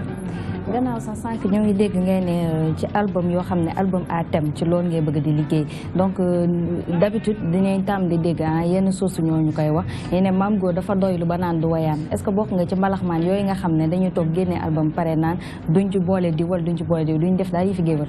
non man moom géwal laa samay juróom-ñaari maam yëpp ay géwal lañu mais xam nga géwal boo déggee géwal mooy ku noob mooy ku nangoo liggéey foofu waa ji ñu doon waxtaane rek ku mel ni Youssou Ndour tey jii géwal la gawla la mais day liggéey teg ay sociétés jariñ askatam man damay dénigrer les artistes yi nga xam ne ay musiciens lañ yoo xam ni ay fainéants lañ génn album way Pape Mayel way Sala Bigué way diw su ngoonee nga sañ sa ba rafet xeet parfum dem kër jàmbur yi te woowuñu la fa amoo rendez-vous ak nit ki ñëw toog buntu këram c'est pas bien nit da ngay liggéey et puis boo xoolee les musique industrie la tey boo defee album defaat album def ay tournée en Europe tour am benn somme nit ki soo amee benn 1 million benn yoon bu tegu sa loxo ci 1 million boobu war nga ci mën a teg société même boo dee jaay ndox mais da ngay gis ay musiciens yoo xam ne ils ont fait 20 ans de carrière mais tey jii koo si gis boo dajeek moom boo maytu mun la may moom ma jënd essence man du awma esprit boobu man esprit bi ma am mooy esprit boo xam ni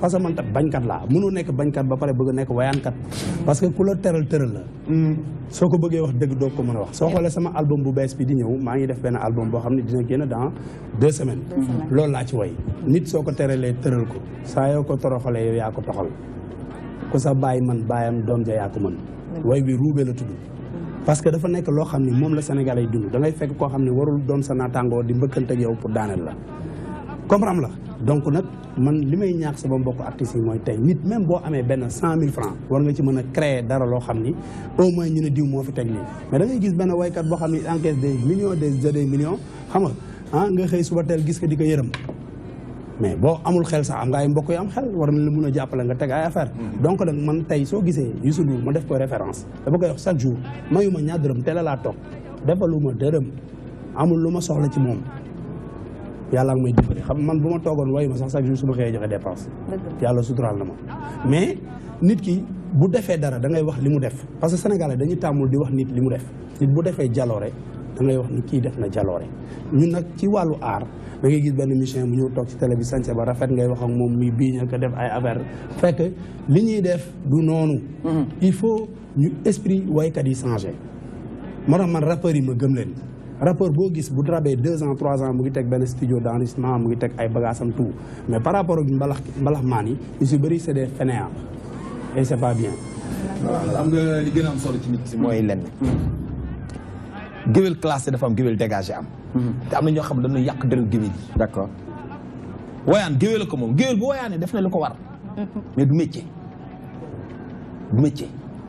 boo dee dem ngént la dem fa bu la fa laax ba yóbbu waaye bu la fa fekkee nag lekk ci man Sala Bigué géwél pire la mais damay liggéey lu ma sama ñaq moom gën a mais nag su ma demee nag fu ñuy defee lu baax ñu jël teraanga jox géwél yi bu ñu seet damay jël mais nit bi jël wayaan def ko parce que loxo bi féete suuf toujours mooy bi féete kaw moo koy ëpp toujours doole te nit waaw soo ko tëral ko tey jii Pape Mayel bu fekkee damay daje ak moom chaque jour mu jox ma 100 000 même bu ma gisee Macky doxale ci réew mi noo xam ne neexuma du ma ko mën a wax parce que Pape Mayel daf maa tëral du loolu man su ma sentiree dara dama koy wax man j'ai des amis yoo xam ne tey jii ci nguuru Macky lañ nekk ñoo xam ne dañ fa am doole dañ may seet man ak ñoom ñuy toog di échanger di waxtaan ma leen di seeti parce que man duma la su ma la seet see ñaari yoon seeti yow ma dégg ma la seeti parce que man dama am ful comprendre la très bien donc noonu la demee c'est important voilà très bien donc après un entretien avec Mame Goor Diazaka muy ndaanaan ko li fadrine tout de suite nous passons au portrait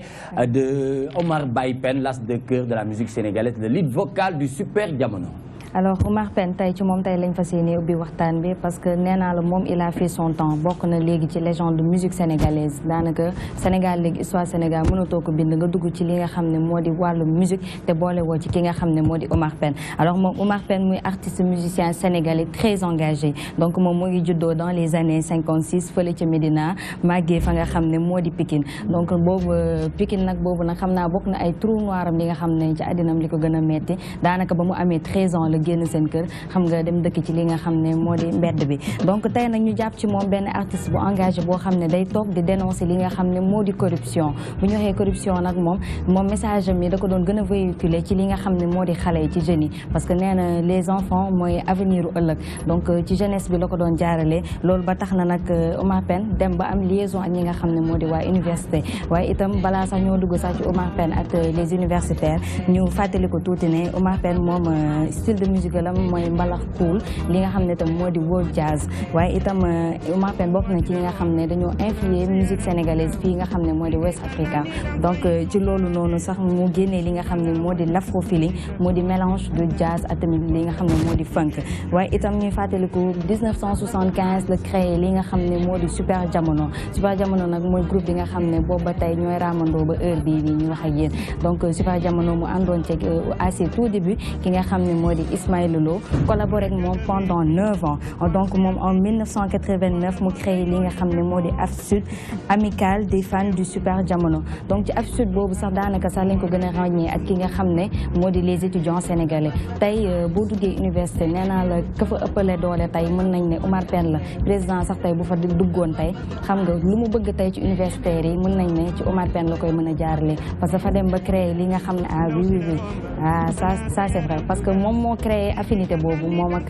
universitaires yi moom ak étudiants yi donc nag looloo tax nag ñoom ñu jox ko cër bu mag a mag bu Omar Pène heure bu fa tëggee day daal di fees dell ku ma gaw la sax ci bu yàggul sax moom ba mu fa mujjee tëgg fële ci université da koy daal di invité donc xam nga ne loolu muy kàngam boo xam ne kàngam bu mag la fii Sénégal te université mi di ko jaajëfal bu baax a baax waaye Omar Pène itam moom nommé nañ ko fi ci ay raaya yoo xam ne mu di meilleur musicien africain fële ci États-Unis en 1998 donc moom nag jamono ji nag mën nañ ko ci ay albumam bu ñu koy compter àgg na plus de 18 albums parce que ëpp na 30 ans de carrière ba mu daree way ak léegi ba tey donc loolu tey lañ lay indiloon tey ci Omar Pène.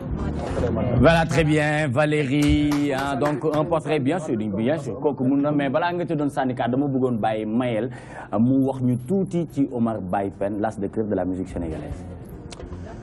Merci. Gis nga musique sénégalaise c'est le genre de musique dafa bokk ci xeetu musique yi nga xam ni dañuy obéir à ce qu'on appelle le rythme ternaire te kooku Léopold Sédar Senghor moo ko théorisé woon même dans ses poésies yàgg na ca biir Kaaba ga fu ma jaar bu fa jaar takk fan et ça se retrouve dans la musique sénégalaise. Absolument. Et il se trouve que orchestre yi ñu gën a dégg yëpp dans la musique sénégalaise et dans la musique africaine de manière générale soo dee xool dañuy am les meilleurs bassistes. Omar Pène à l'époque, moi je me souviens, en 1975, j'étais encore au Prytanée militaire de Saint-Louis. ñu ko doon damoo di ci fecc nag. ci ñi ko dàqoon fecc ci la bokk. jamono yooyu dafa amoon un très grand bassiste. Un grand bassiste. Un grand Bob Sène. Tout à fait, Bob Sène, bien sûr. soo ñëwee également au niveau de Youssou Ndour. Youssou Ndour ko lance aussi c'est un grand bassiste. Kabou Gueye. Donc Lamine Faye. Habib Faye du moins. Habib Faye, merci Mambo. Donc Super Jamono waaw laa nekk. ci icône yi la bokk. D'accord. ci ñi nga xam ni ñoo internationalisé la musique sénégalaise moom ci la bokk. D'accord. Et très rapidement. Parce que tout simplement dafa def benn ouverture tel que le disait le président Senghor enracinement, ouverture, civilisation de l'universel. dafa bokk ci musiciens yi ko teel a comprendre. Absolument. Def benn ouverture dugal la basse ci musique am dugal également la grosse caisse ci musique am et puis dugal justement le comment on l'appelle le clavier, le piano. Hein? Ces sons-là yi nga xam ni tant recherchés au niveau international daf ko teel a dugal mais également dafa doon way lu am sens. C'était un artiste et c'est un artiste. mais lu xale dul fooyee tamit. très non c'est un artiste très engagé. Omar ay woyam moom pour xale di ko foowee di ko woyantu ci mbedd dafay nekk lu jafe. non tellement parce que niveau bi mu la woyee dafa mieux Nicolas dafa am beneen affaire ci biir c'est que corde vocale am bariwul waykat yu ko yore. mënuñu ko c'est-à-dire que Omar Pène mën na bu leen am na foo xam ni bu fa wooyee waykat yu bari duñ ko ci fekk si. très bien c'est important donc c'est un grand artiste. ban kàddu gi mën a yokk ci Omar Pène. waaw Omar Pène moom ñun dañ nekk xale. fan ko di ko déglu mu nekk tamit grand boo xam ne grand bu ñàkk ki ñaan la grand bu nice la man bi ma ngi fàttaliku bi ma génnee sama premier album Jazaaka mu génn affaire bi cartonné fii ñu nekk nii boobu amoon na fi ay bureau fii xam nga benn jour mu génn rek dajeeg man woo ma dugal ma ci bureau yi foofu il m'a donné des conseils pendant longtemps ñu waxtaan et puis mu invité ma nag ci ay concert am. d'accord am na benn way bi wooy Mam Bamba. Mam Bamba mu invité ma ñu defandoo ko parce que xam nga man affaire Baye Fall moom xam nga moom voilà. donc nag mu nekk grand boo xam ne tamit grand bu nice la ñu koy ñaanal tamit yàlla yokk ay xéwalam. parce que Omar Pène mooy artiste boo xam ne amul ak kenn xaarma yàlla. comme ni ko soxna si waxee. université gars yi dañ leen di jiñ compliqué. mais bu ñu demee ba jël benn artiste nga xam ne yeneen artiste sax bu ñu bëggee am dara université moom la ñuy invité. ça veut dire que ni moom temple réew mi ñi nga xam ni. savoir fa la nekk moom ñoo ko gëm. kon ça veut dire que ni moom dara la. léegi nag dañ koy ñaanal yàlla jàppale ko parce que comme ni ma ko waxee rek moom patrimoine national la. comme ni ma ko waxee ci Youssou Ndour. ku mel ni Ismaël Lô ku mel ni Baba Maal. xam nga grand yooyu dañu liggéey lu bëri ci musique sénégalaise. Xalam 2 Idrissa Diop. grand yooyu dañu liggéey bu rafet ci musique bi. donc li ngeen mën mooy ñaanal leen yàlla may leen wér.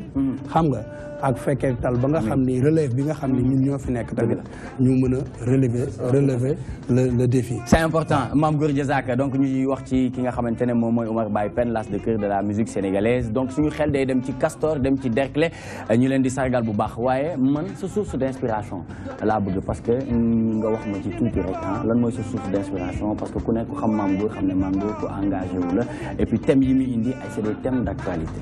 thème d'actualité parce que man xam nga man dama judd sama kër maa ngi juddee Rufisque te Rufisque dañ ci 4 communes laa juddoo Dakar Saint-Louis Rufisque Gorée ñoo njëkk a voilà ñun ñooy nante ñoo njëkk a nekk ay nante fii benn ñaareel ba man dama judd ci kër goo xam ni samay waajur sama papa Baye Fall la kër Mame Serra Fall la juddoo te ku xam Mame Serra Fall est-ce que xam ni Mame Serra Fall da doon maa jàll dëgg la mais Mame Serra Fall ci ñi toppoon Serigne Touba ci ñi ci moo ci ëppoon alal c'était un homme riche ba pare dafa nekkoon bañkat bëggul injustice. dëgg la donc nag su fekkee ni yow da nga nekk Baye Fall doon taalibe gëm ko. di ko doxee. gisoo sax bu ñu waxee benn waay bu am sañ-sañ ñu ne kii Baye Fall la. ça veut dire que ni dëgg rek ci la ñuy dox. donc man su ma gisee ni dox na. ma ni dox na su ma gisee ni doxul ma ni dox na donc sama inspiration mu ngi jógee ci société bi en même temps ci kër Maam Cheikh ak tamit fu ma juddoo Rufisque parce que Rufisque c'est une grande ville. donc am na ay nit yoo xam ni voilà dëkk nañ fa am lu bëri loo xam ne def nañ ko ci réew mi. parlant de ce album bi nga war a def yan événement lan la ñu mën a xaar ci Mame Gor Diazaka ci jamono yi nii. waaw jamono yi mooy sama album bi ci laa nekk nii normalement war na génn le 20 mu ngi préparé clip yeeg yooyu incha allah semaine prochaine. war na ñaata morceau la. 7 morceaux la 7 titres la. album bi malax kese la ñu mën naa la jox sax titre album bi. d'accord en exclusivité fii. album bi référence la tudd. référence. xam nga. ok ma def ci nag ay thèmes yu engagé. yu am solo. bu ci mel ni. waaw bu mel ni morceau bi ma doon woy léegi Roubé. morceau ci la nekk am na beneen boo xam ne tamit mu ngi tudd mu ngi tudd référence. d'accord ma def ko ak sama mag suma xarit Idrissa Diop. d'accord on a fait un duo ensemble boo xam ne ci album bi la nekk. tamit mu nekk morceau boo xam ne yaakaar naa ni su génnee dina neex Sénégalais parce que beneen style la. d'accord xam nga beneen bi ci topp mooy sama musiciens yi tamit nga xam ne ñoom laa àndal. Diazaka ñoom ñoo joué album bi. man kenn du relevé. ñoom ñoo ko voilà ñoom ñoo joué album bi. d'accord comprendre la à part benn musicien laa ci invité muy Ibou Mbaye. Ibou Mbaye. voilà donc tamit am na koo xam ne assisté na ma ci album bi muy Habib Faye ma profité ci occasion bi. tamit voilà ci voilà Habib Faye waa ak Lamp Fall. ok ñoom ñëpp maa ngi leen di kii. deuxièmement tamit dafa am loo xam ne dafa xew ànd ak ñun mooy ñun musique bi fi mu toll nii ci temps bi boo koy def te amuloo support doo dem. mais boo xoolee des fois yenn support yi ñoom ñooy yàq musique bi donc damay profité ñu ci occasion bi di leen féliciter parce que plateau bi ngeen def ni boo xoolee télé yu bëri am ñu ay émission live. comprendre la te dama bëgg gars yi copier si yéen. d'accord di def ay émission live parce que tey jii da ngay gis xam nga tey boo xoolee producteurs yi. boo xoolee tey jii télévision yi léegi ñooy def artistes yi. télévision bi day ñëw ni man catégorie artistes yi laay produire. soo xoolee émission yi gën a am faar yi gën a am doole ñi ñuy produire lañ ciy invité. am télé yoo xam dañuy ñëw teg ni man artiste bi mooy sama artiste bi moom rek laay teg. dëgg la fexee bu leen ba bu leen bokk foofu.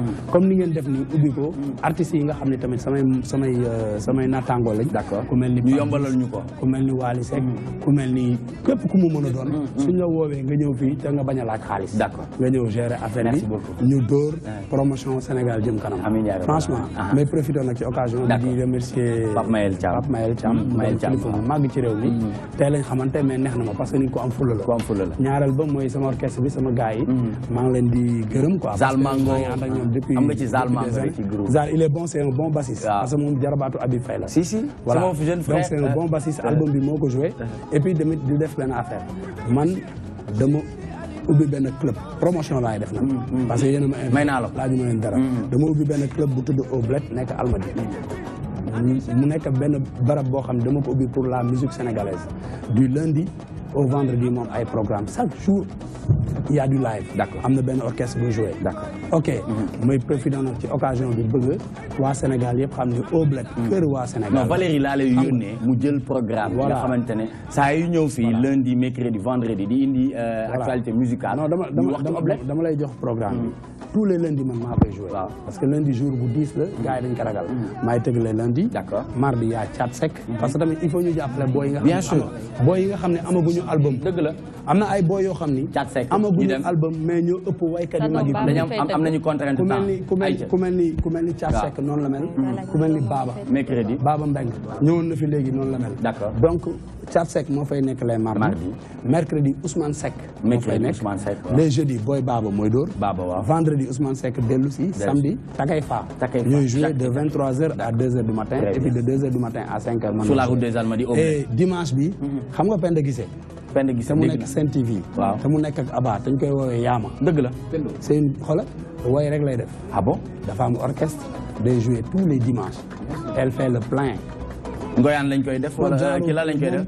genre xawaare lañ koy def moom frère am ñooy ànd Demba Guissé ñoo fay nekk tous les dimanches. donc nag kon dama bëgg. et puis tamit il faut ma inviter monsieur l'administrateur mu ñëw.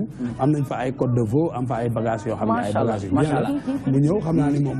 war na mën a ñëw ay crevettes sautées à l'ail c'est important ay crevettes sautées à l'ail ay ñoom coof ak gambaas ak yooyu. jeex na loolu rafet na merci beaucoup c'était Mame Goor Diazaka invité dans Toi-même tu sais du lundi. tey dama lay yónnee Valérie. tey maa fa nekk Valérie day ñëw. invité naa la Valérie day ñëw.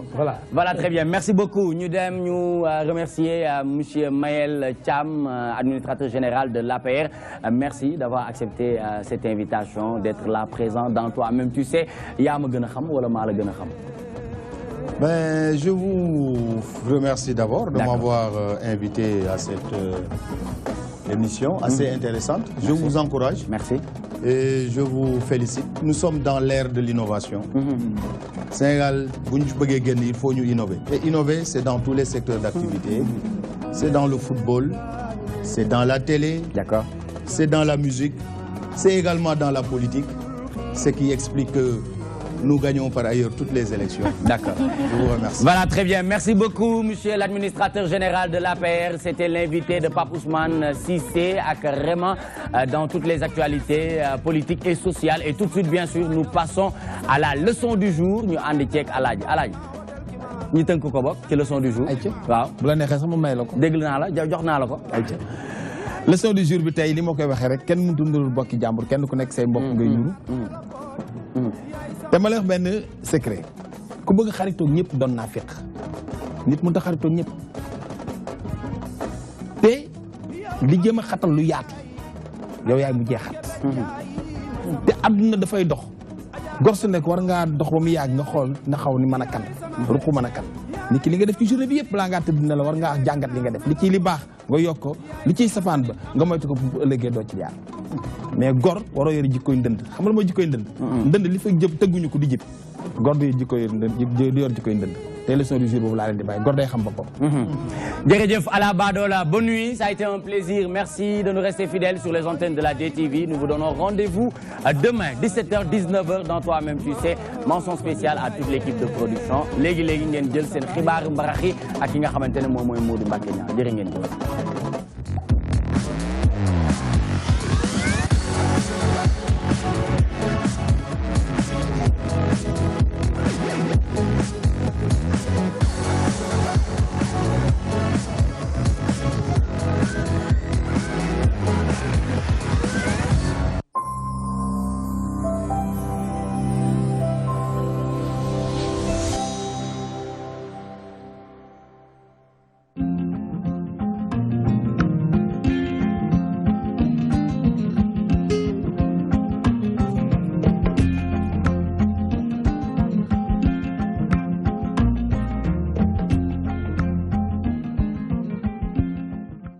jàngeen jëf ci ànd beeg seen télévision DTV 19h xabaaru marax yi le fes ci xabaar yi bokk na ca ni liggéeykatu Sénégal Airlines si ñoom itam ña nga mer ba fuutu jëm ci nguuru Sénégal gi dañoo gontu weddi ministre Maïmouna Ndoye Seck moo xoon ni seen grève ba jeex na ne ñu nag grève ba day wéyandi dañoo xëy banque seen loxo lànk bañ a lekk ñu ngi laaj juróomi weeru salaire bi kenn fayut lii moo tàng seen xol daañu ci ñëw ci biir xabaar yi ca nu mu gën a yaatoo leneen tam dana ca bokk ni élection conseil bi jàll na coow la tàmbalee jolli diggante ku jege ak nguur gi waa coalition alternative nee ñu ñoom daal résultat yi duñ ko mën a nangu ndax na élection yi demee ca Pikine dëppoo ak yoon bureau de vote ba fan ko def waru foon a am dañu ci ñëw ci biir xabaar yi leneen tam soxal xibaar na ca bokk tabaski 2016 jege si na lool njaboot ñi ñenn ci ñoom jënd xar ba teg waaye am ñoo xam daal ba léegi jëndaguñu xar ne ñu kat ñàkkum barab buñ ko def seen i kër xar goomu xar moo ko indi waaye tam yenn sàcc yenn saa yi ca wet ga marché asalem moom téere ne ñu seen mbir ma nga dox bu baax daañu ci ñëw ci biir xabaar yi daañu ci boole itam ministre bu Ndakaaru gi moom mooy Astou Sall nee na kat bëgg-bëggam mooy dimbali waxambaane yi di ay dongo daara nekk ci mbedd mi